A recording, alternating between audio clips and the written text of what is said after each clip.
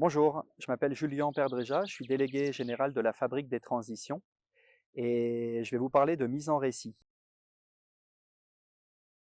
La mise en récit, c'est une approche qui consiste à regarder tous les récits dans lesquels on se situe et qui vient en fait révéler le fait que les uns et les autres, on est porteurs d'histoires, qu'on le veuille ou non, et ces histoires déterminent la façon dont on interagit avec les autres et dont on agit dans le monde. La mise en récit, elle est un outil pour conduire le changement et piloter les transformations quand on est engagé dans des territoires en transition. La transition, ça consiste à passer d'un ancien modèle fondé sur les énergies fossiles et avec un certain rapport extractiviste à la matière et à la consommation, et d'aller vers un nouveau modèle fondé sur la sobriété, sur d'autres systèmes de valeurs et d'autres modèles économiques davantage circulaires, davantage fondés sur l'économie, de la fonctionnalité et de la coopération. Et en fait, passer de l'un à l'autre, c'est à la fois un travail de deuil et donc de narration de ce qui nous lie à cet ancien modèle et de ce qu'il faut assumer, détacher de ces liens avec l'ancien modèle. Et en même temps, c'est un réencastrement de liens, de valeurs dans un nouveau modèle qui n'est pas complètement apparu, qu'il s'agit de faire naître et donc de mettre en désir et donc de mettre en récit. C'est donc vraiment une approche par les imaginaires, par l'imaginaire, qui soutient cette capacité à conduire la transition. Alors, à la Fabrique des Transitions, on travaille cette notion des récits depuis de nombreuses années, et notamment dans le cadre de territoires pionniers qui nous ont constitués et qui ont inventé cet outil de transfert méthodologique et de transfert d'expérience. La mise en récit, on la caractérise selon 5 dimensions. La première dimension, c'est la mise en trajectoire. Il faut à la fois savoir d'où l'on vient, où on est, et savoir se projeter dans le futur. Savoir d'où l'on vient, c'est donc avoir une lecture rétrospective du passé. C'est être en mesure de se réancrer dans une approche historique, de savoir d'où on vient au départ, sachant qu'il n'y a pas un point de départ donné par avance, c'est un construit politique. Il s'agit donc de situer en fonction des enjeux qui sont les siens, qui sont les vôtres, votre point de départ narratif, et donc d'avoir un travail aussi de valorisation de la mémoire, un travail un devoir d'histoire, un travail de mémoire pour caractériser votre point de départ. Mais c'est aussi un travail prospectif et donc de projection dans le futur, sachant que là aussi, la prospective, c'est pas donné d'avance. Il n'y a pas un scénario qui détermine le futur. Il y en a plusieurs. Il suffit de prendre les scénarios de l'ADEME sur la transition énergétique. Et vous voyez bien qu'en fonction d'une logique plus ou moins coopérative ou d'une logique plus ou moins technophile, eh bien, atteindre un monde à moins de 2 degrés Celsius, eh bien, ce n'est pas exactement le même scénario prospectif dans lequel on se situe. Donc ça, c'est la première des dimensions, se mettre en trajectoire, ce qui permet, si vous voulez, de valoriser les liens qui nous lient au passé et qui permet de mettre au travail les différentes représentations qu'on peut avoir de l'avenir, du futur, et donc de mettre ça en débat. Deuxième dimension de la mise en récit, c'est la communication. Alors généralement, c'est cette dimension-là qu'on voit spontanément, hein, c'est l'arbre qui cache la forêt, c'est-à-dire qu'on pense tout de suite, quand on dit mise en récit, à storytelling et à communication, marketing. Il ne faut pas rejeter la dimension marketing et storytelling, simplement ce qu'on amène, c'est une dimension d'honnêteté et de sincérité. Parce qu'en fait, on sait très bien quand c'est un storytelling qui est inventé de toutes pièces, les gens le savent, les cibles de votre message vont le reconnaître.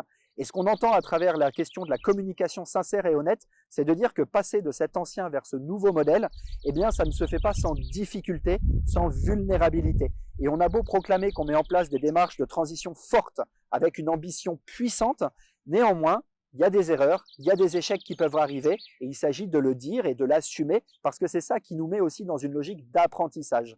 Donc la communication, avec toutes les sciences de la communication, nécessite de pouvoir créer un récit qui se diffuse, qui embarque, mais de le faire dans une logique de sincérité et d'honnêteté intellectuelle avec les acteurs qu'on veut embarquer, avec lesquels on veut travailler. La troisième dimension, c'est la notion d'implication des récits alternatifs.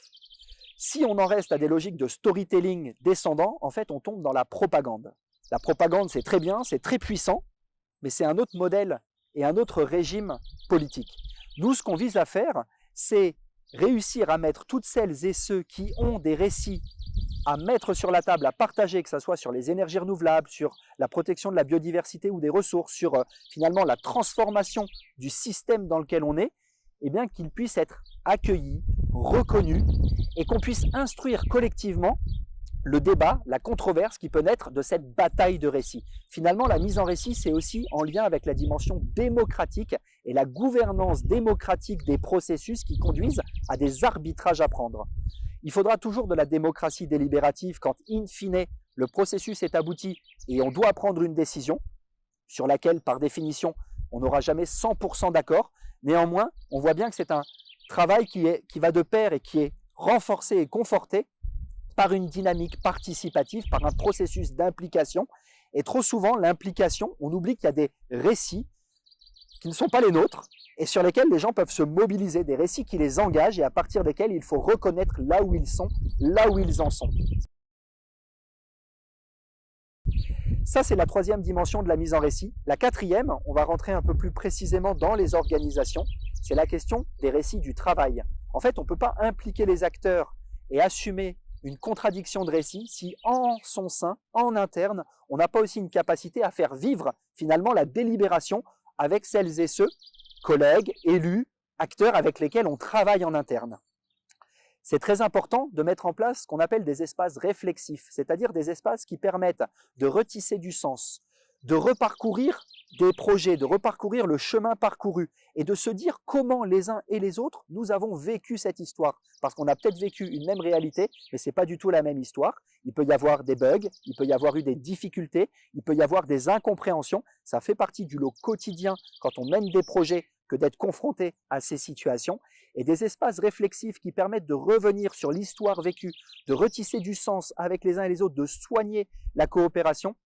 C'est absolument indispensable pour réussir à mettre en place des organisations apprenantes qui vont tirer les enseignements de leurs expériences et qui vont être en capacité de transmettre et de poursuivre les travaux qui sont engagés. Et enfin, la dernière dimension de la mise en récit, eh bien, c'est l'évaluation. Révéler la valeur, et notamment la valeur qu'on ne peut pas compter et qu'on peut seulement raconter. Il y a des choses qui comptent aujourd'hui, mais dans le système métrique, gestionnaire, dont on a hérité, eh bien, si on ne sait pas les mesurer, on ne sait pas dire qu'elles ont de la valeur. Or, quand on met en place une dynamique de transition et de transformation, il y a toute une série d'effets utiles, d'effets bénéfiques qu'on génère, mais qu'on ne peut pas mesurer en tant que tels. C'est là où la mise en récit devient aussi un outil pour créer des espaces délibératifs, participatifs, où collectivement, on peut réfléchir ensemble sur la valeur générée. Le changement de regard, la confiance qu'on a structurée, la capacité à prendre des risques collectivement, les capacités individuelles, collectives et territoriales qu'on a générées et sans lesquelles on ne pourra pas changer d'échelle et amplifier la dynamique dans laquelle on est engagé. Voilà, donc en résumé, la mise en récit, vous voyez que ce n'est pas seulement un outil de marketing et de communication. Il y en a, évidemment, mais ce n'est pas le seul outil, le seul levier. Et surtout, c'est un outil qui permet de structurer des démarches de conduite de changement. Donc, il ne faut pas tout attendre de la mise en récit, simplement si elle est tenue, distillée, structurée dans le cadre de vos projets qui font participer différents acteurs, qui les mettent en mouvement, qui instruisent leurs désaccords, eh bien, c'est un outil puissant pour réussir à transformer les imaginaires, les représentations. Et plus on sera nombreux à faire vivre et à raconter les démarches de transformation qu'on déploie, et plus ça va venir nourrir aussi un grand récit collectif auquel on est contributif. Voilà, donc je vous souhaite à toutes et tous de raconter de belles histoires, et si vous voulez qu'on vous aide à les diffuser, faites appel à la Fabrique des Transitions.